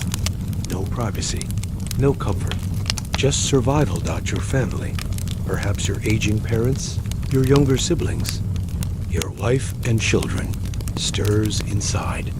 You will eat shortly a piece of dark rye bread, dense and sour, perhaps with a scrap of salted pork if last winter was kind, maybe an onion or a handful of dried beans, milk if the cow is yielding, no sugar, no spices, no butter unless you are lucky, water from the well, though you pray it is not foul. Many have died from drinking the wrong stream. You grab your tools, a wooden plow with an iron tip, a sickle with a chipped blade, a spade worn smooth by generations of hands. These tools are precious. They are not replaced easily. A broken plowshare can mean hunger by winter. You walk toward the open fields, the great communal strips that stretch beyond the village, divided into three, one for winter wheat, one for spring barley or oats, and one left fallow resting so the soil might recover its strength. This is the three-field system, a rhythm older than memory, passed down through oral tradition, through observation, through failure and survival. The work begins with the sun. You join the others, perhaps 20, 30 souls, men, women, even children old enough to carry bundles or scare crows. You do not speak much. Words are saved for moments of need. The air is thick with the smell of turned earth, of manure used as fertilizer, of damp straw and wet wool. The oxen low as they are yoked to the plow. They are slow, stubborn, but strong. Horses are for the rich. You use what you have. You plow. You sow. You weed. You harvest. You thresh. You winnow. Each season brings its own labor, its own demands. In spring, you plant peas and beans. In summer, you cut hay for the animals, repair fences, dig irrigation ditches. In autumn, the great harvest, backbreaking, endless, under a sun that burns and a sky that threatens rain. In winter, you mend. Tools, weave cloth, care for the animals, and pray. And always, always, there is the Lord's portion. 1/3 of your harvest goes to the manor, not as cash. You have no coins, but in grain, in chickens, in labor. You owe corvée, unpaid days working the Lord's own land. You owe tallage, a tax levied at the Lord's whim. You owe merchant. If your daughter marries, harry it when your father dies. You cannot leave the village without permission. You cannot marry without the steward's approval. You cannot hunt in the forest. That is the king's deer. And poaching means mutilation or death. Yet, within this rigid structure, there is community. The village is not just a place. It is a web of relationships. You know everyone. You help them dig a well, build a barn, bury a child. You celebrate harvest home with music and dancing, with a stolen moment of joy. You gather at the edge of the woods for the moot, where disputes are settled by the reeve and the bailiff. You share stories by firelight, tales of saints, of devils, of heroes long dead. You believe in miracles. You fear the wrath of God. You pray to St. Cuthbert for healthy sheep, to St. Blaise for protection from wolves, to the Virgin Mary for mercy in childbirth. Religion is not separate from life. It is life. The church stands at the center of the village, larger than any home, built of stone while your hut crumbles. The priest, though often poorly educated, holds power. He baptizes your children, blesses your fields, buries your dead. He collects tithes, another 1/10 of your produce, this time for the church. You do not resent it. You believe it saves your soul. On Sundays, you attend Mass, though you do not understand the Latin. You kneel, you cross yourself. You listen to the same stories year after year. Adam and Eve, the flood, the passion of Christ. You believe the world is flat, that the stars are holes in the sky, that the earth is the center of creation, and that your suffering is part of a divine plan. But suffering is real. So is hunger. So is disease. A child dies before the age of 5. A wife perishes in childbirth. A cow falls ill, and with it, your winter cheese. A storm ruins the harvest, and the granary runs empty by February. You eat acorns, bark, weeds. You watch your neighbor's eyes sink into his skull. You hear whispers of the great mortality coming from the east, a sickness that kills in days, that turns the skin black, that spares no one. You do not know it yet, but in a few years it will arrive. It will take half the village. It will change everything. And yet life continues. Because it must. You celebrate May Day with garlands and dancing. You honor Lammas with the first loaf of new bread offered to the church. You light bonfires on Midsummer's Eve, hoping to ward off evil. Spirits. You tell your children about the green man, hidden in the trees, and the puck that steals milk from the pails. You believe in omens. A crow on the roof, a dog howling at night, a comet in the sky. You use charms, herbs, prayers. You visit the cunning woman when someone falls ill. Though the priest warns her of witchcraft. Your world is small. You may never see a city. You may never read a book. You may never travel more than 10 miles from your birthplace. But your world is deep. You know the names of every plant, every bird, every phase of the moon. You know when to plant by the stars, when to shear the sheep, when the river will flood. You know the sound of a healthy pig, the smell of rotting grain, the weight of a full sack of wheat. And though you are poor, poorer than any person in the modern world can truly understand, you are not without dignity. You work with your hands. You feed your family. You honor your ancestors. You endure. You are not a footnote in history. You are the foundation upon which the Middle Ages were built. The castles, the cathedrals, the wars, the prayers, all of it rests on your shoulders. The knight who rides to battle eats the bread you grew. The monk who copies the Bible drinks the milk your cow gave. The king who claims divine right rules over lands you sweat upon. And yet, your name will never be recorded. Your voice will never echo in chronicles. Your thoughts, your hopes, your fears, your dreams of a better harvest, of a kinder Lord, of peace, will vanish like smoke. Spring, the awakening after the long dormancy of winter, the village begins to stir. The oxen, kept alive on hay and straw, are led from their shelters, their coats matted, their eyes dull from months of inactivity. They are fed better now, a mix of oats and chaff to restore their strength. The plow is brought out from storage, its wooden frame checked for cracks, its iron coulter sharpened on a whetstone. This tool is sacred, not in a religious sense, but in a practical one. Without it, there is no crop.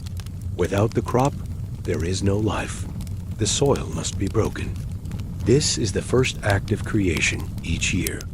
The plowmen, usually men, though women often joined in during peak seasons, begin the long, slow work of turning the earth.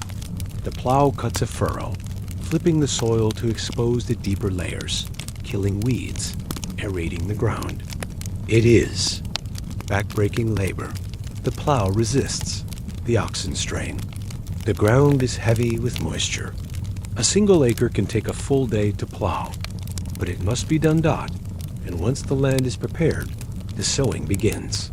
The seed, usually a mix of wheat, rye, or barley, is carried in sacks slung over shoulders. The sower walks the field with a rhythmic motion, hands sweeping across the body, scattering the grain like dust in the wind.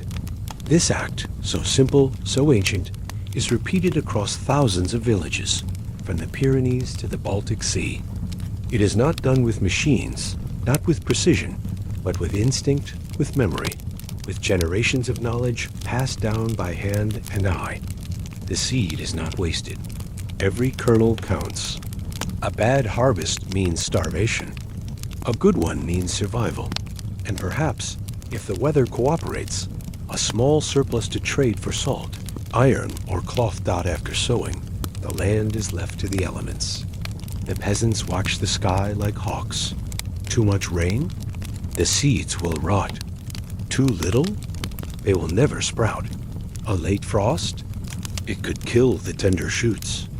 They pray not to God, not in words, but in action, covering young plants with straw, diverting water from flooded ditches, driving away birds with scarecrows made of old clothes and sticks. And then, they wait that summer, a long watch by. June, the fields are green, a sea of young grain swaying in the breeze. The air hums with insects. The sun rises earlier, sets later. The work shifts from preparation to protection dot. Now begins the labor of weeding, hoeing, and guarding. Weeds grow fast, stealing nutrients from the crops. Women and children, often barefoot, move through the fields with hoes or hands, pulling up thistles, nettles, and wild oats. It is tedious, repetitive, exhausting work, but necessary dot at night. The threat comes from animals. Rabbits, deer, and flocks of birds descend on the fields. Watchmen, often young boys, sit on wooden platforms or mounds, armed with slings, stones, or noisy rattles, ready to scare off intruders. Some villages keep dogs trained for this purpose. Others use fire, small torches lit at the edges of the fields to create movement and noise. Meanwhile, the meadows must be cut for haymaking, one of the most intense and time-sensitive tasks of the year. If the hay is not cut and dried properly, the livestock will starve in winter. So when the grass is tall and the forecast promises dry days, the entire village mobilizes. Men swing scythes in long, sweeping arcs, laying the grass down in neat rows. Women and older children follow, raking it into piles to dry. If rain comes too soon, the hay will rot. So they work from dawn to dusk, racing against the sky. When the hay is dry, it is gathered into stacks, tall, conical mounds that dot the landscape like golden hills. These will feed the oxen, the cows, the sheep. Through the long, cold months ahead, that by July and August, the grain begins to ripen. The green turns to gold, the stalks stiffen, the ears grow heavy. The air carries the dry, sweet smell of ripe wheat. This is the most anxious time of the year, because now everything depends on the harvest autumn, the great gathering when the first ears of wheat are tested, crushed between fingers, chewed to check firmness, and found ready, the signal is given. The harvest begins. This is not a single day's work. It is a campaign lasting weeks, involving every able body in the village. Even the elderly help with binding sheaves or bringing water to the workers. The scythe is replaced by the sickle, a curved blade perfect for cutting grain close to the root. The reapers move in lines across the field, bending and rising, cutting and gathering, their hands soon blistered, their backs aching. Behind them, the binders tie the stalks into sheaves, which are then stood upright in small bundles called stooks, left to dry in the sun. Once dry, the sheaves are carried, on backs, in carts pulled by oxen, to the threshing floor, a hard-packed, circular area near the manor. Here, the grain is separated from the straw. This is done by hand. Men swing flails, wooden sticks joined by a hinge, beating the stalks rhythmically. The sound echoes across the village. Thwack, thwack, thwack. Hour after hour then comes winnowing, tossing the mixture into the air so the wind carries away the chaff, leaving the heavy kernels to fall back to the ground. It is a dance with nature requiring just the right breeze. Too little wind, and the chaff stays. Too much, and the grain blows away. Finally, the grain is measured, stored in granaries, and the accounts are settled. A portion goes to the Lord, a portion to the church, a portion is saved for seed, and what remains, if anything, is for the family. But even now, the work is not over. Winter, the time of repair and rest by November, the fields are bare. Frost returns. Rain turns to sleet. The days are short, the nights long. The village turns inward. This is the season of repair, craft, and waiting. Tools are mended. The plow is oiled. The scythe is sharpened. Wooden wheels are fixed. Roofs are thatched anew. The blacksmith's forge glows red through the night as he repairs plowshares and makes nails. Women spin wool into yarn, weave cloth, make clothes, mend shoes. They brew ale from barley, make cheese from milk, preserve what food they can. The pig that was fattened all year is slaughtered, a moment of both loss and abundance. Its meat is salted, smoked, or stored in lard. Nothing is wasted, and through it all, there is storytelling. By firelight, elders recount tales of heroes, of floods, of battles, of miracles. Children listen wide-eyed. Songs are sung. Proverbs are shared. Knowledge is passed, not in books, but in voice. This is not idleness. This is survival, because when February comes and the cycle begins again, they must be ready. But let us pause here, for we have only scratched the surface, have walked through the seasons. We have felt the weight of the sickle, the ache of the back, the anxiety of the sky. We have seen how every decision, when to sow, when to reap, how much to save, was a matter of life and death. Yet, so much remains unexplored. What about the tools themselves? The evolution of the heavy plow, the introduction of the horse collar, the water mill that ground grain without human labor. How did these quiet revolutions change the peasant's world? What about women's work in agriculture? Not just in the fields, but in managing the household economy, storing food, caring for animals, and keeping the home alive through winter? What about the village commons, the shared pastures, woods, and streams, and how access to them shaped survival, conflict, and community? What about famine, not just as a word, but as a reality? What did people eat when the crops failed? How did they cope? What happened to the social order when hunger ruled? And what about the slow changes over centuries? How did the clearing of forests, the draining of marshes, the expansion of villages gradually transform the landscape and the lives within it? So I ask you now, as we stand in the middle of this vast unfolding story, where shall we turn next? Shall we descend into the technology of survival, exploring how simple innovations quietly reshape the destiny of millions? Shall we walk beside the peasant woman as she balances fieldwork, motherhood, and the hidden economy of the home? Shall we investigate the ecology of the medieval village, the animals, the crops, the soils, the climate patterns, and how they dictated the rhythm of life? Or shall we enter the world of famine and resilience to understand how people endured the worst years when the earth gave nothing and hope seemed lost? The land has spoken. The seasons have turned. The harvest has been gathered. But the story of the peasant is not just in the soil. It is in the choices, the adaptations, the quiet revolutions that happened not on battlefields, but in the fields, the homes, and the hearts of ordinary people. Let's now shift our focus to one of the most intimate, enduring, and transformative relationships in the life of the medieval peasant, the bond with animals, not just as livestock, but as companions, helpers, and even family. And in particular, let's explore life with dogs and the broader practice of taming and domesticating wild animals in the medieval countryside.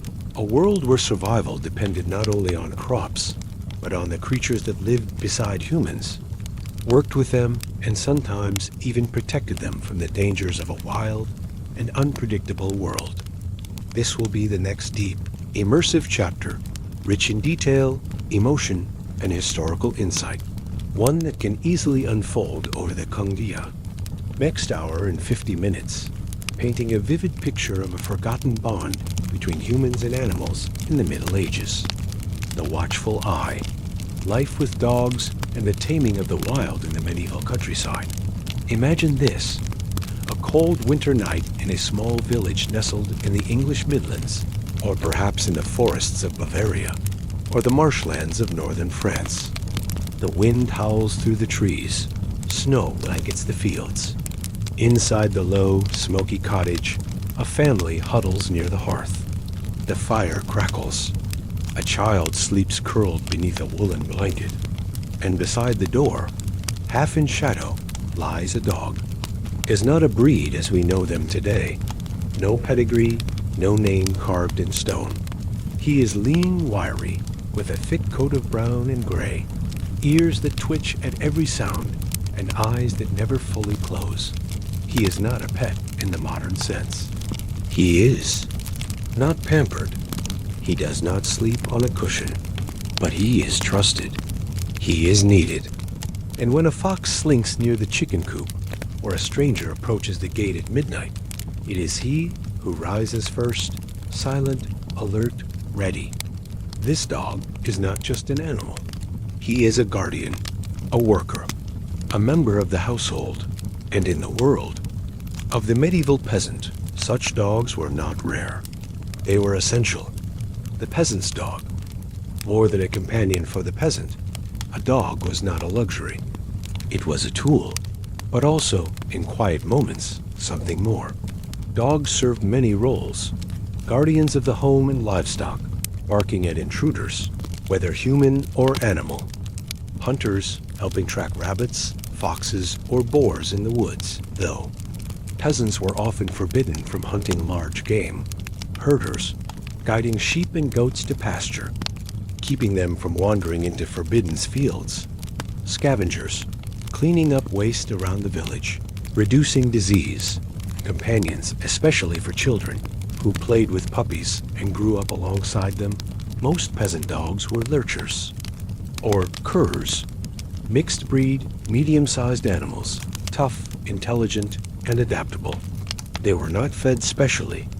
They ate scraps, bones, gruel, offal, whatever was left after the family had eaten. Yet they remained fiercely loyal, and loyalty was repaid. A good dog might be given a name: Fang, Brute, Shadow, Watch, and even a small shelter near the door. In some villages, dogs were buried with care when they died, sometimes with a bone in their mouth or a piece of cloth, a sign of respect. But they were never pets in the way we think of them. They were working animals, part of the daily economy of survival. Not how dogs were raised and trained puppies were born in spring, often in a corner of the barn or under the family's hut. The mother, usually a village dog who mated freely, raised them on her own, though children often played with the pups, handling them from an early age. Training began early. By 8 weeks, a pup might be taken on walks to the fields, learning to stay close, to respond to voice commands, to ignore chickens unless told to chase them. Discipline was strict. A sharp shout, a tap with a stick, but so was affection. A dog that guarded well was praised, fed first, and protected. Peasants used simple commands in their local tongue. Stay, come, heel, hold, often reinforced with gestures. A dog that learned to herd sheep or guard a pig pen was worth its weight in grain got, and in rare cases, a dog might be trained for more specialized tasks, like trailing a wounded animal during illegal night hunts, or warning of fire by barking and scratching at doors. Not beyond dogs. The taming of wild animals. While dogs were the most common domesticated animal beyond livestock, peasants also interacted with, and sometimes tamed, other wild creatures. This was not done for sport, nor for display, but out of necessity, curiosity, or survival. Let us explore how this happened, not in palaces or monasteries, but in the humble homes and forests of the common people. 1. Birds of prey and falconry. Even for peasants, falconry is often seen as a noble pastime, knights and lords flying hawks and falcons. But in some regions, peasants also practice simple forms of bird hunting. A young man might find a nest of kestrels or sparrowhawks in the woods, take a chick, and raise it by hand.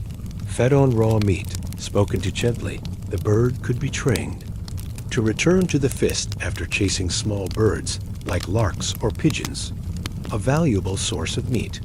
These birds were not kept in mews or golden hoods. They lived on a perch near the door, hooded with a scrap of leather, flown only in secret, because hunting with birds was often forbidden to commoners. But it happened. And when it did, it provided food, pride, and a rare bond between human and wild creature. 2. Taming foxes, badgers, and martens. Though rare, there are records of peasants, especially children, capturing young foxes or badgers and attempting to raise them. A fox cub, taken from a den, might be fed milk and scraps, kept in a cage, and even taught to follow its captor. But these animals rarely became truly domesticated. Foxes, in particular, retained their wild instincts. They could be affectionate one moment, aggressive the next. Most were released or died young. However, martens and polecats were sometimes kept to control rats and mice in barns, a natural alternative to cats, which were not yet widespread in early medieval Europe. 3. The role of catscats, though present, were less common among peasants in the early Middle Ages. They were associated with mystery, and sometimes with witchcraft, a belief that grew stronger over time. But by the 12th and 13th centuries, cats became more widespread, especially in villages with grain stores, where they were invaluable for controlling rodents. Like dogs, they were fed scraps and tolerated, not always loved, but respected for their work. 4. orphans of the wild, raising deer, hares, and owls. There are touching accounts of peasants raising orphaned fawns, feeding them with goat's milk, and keeping them in enclosures. These deer were not eaten. They were seen as gentle, almost magical creatures. Some were even led on ropes like dogs, walking beside children. Hares, too, were sometimes tamed, though they remained skittish. And owls found injured in the forest might be nursed back to health and kept as curiosities, their silent flight and golden eyes inspiring awe. But none of these animals were truly domesticated. They were temporary guests in a human world, always one step away from returning. To the wild, the knowledge of taming.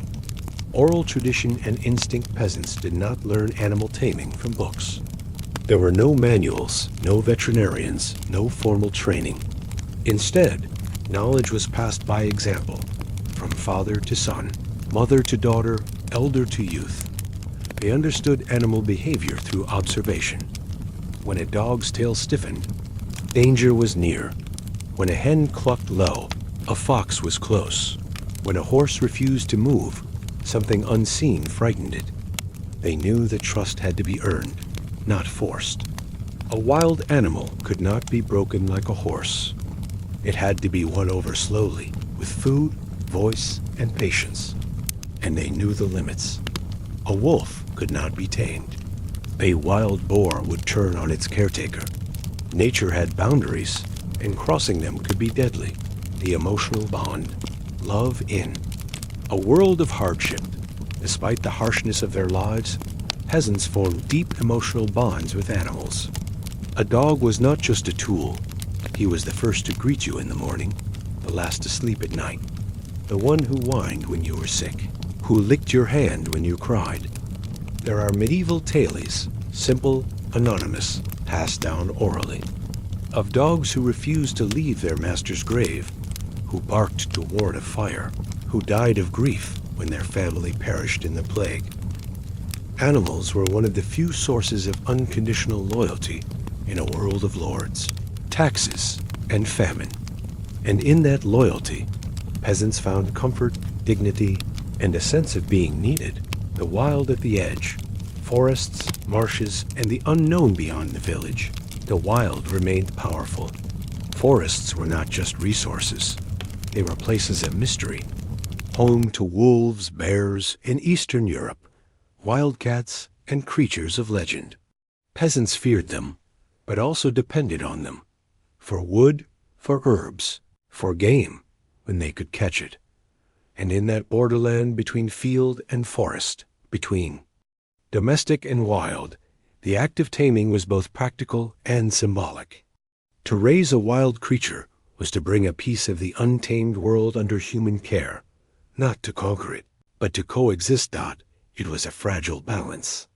And when it worked, it was a miracle of patience and understanding. So where do we go from here? We have walked beside the peasant and his dog. We have seen how animals were not just property, but partners in survival. We have explored the quiet, often overlooked practice of taming wild creatures, not for glory, but for food, protection, and companionship. But there is still so much to uncover.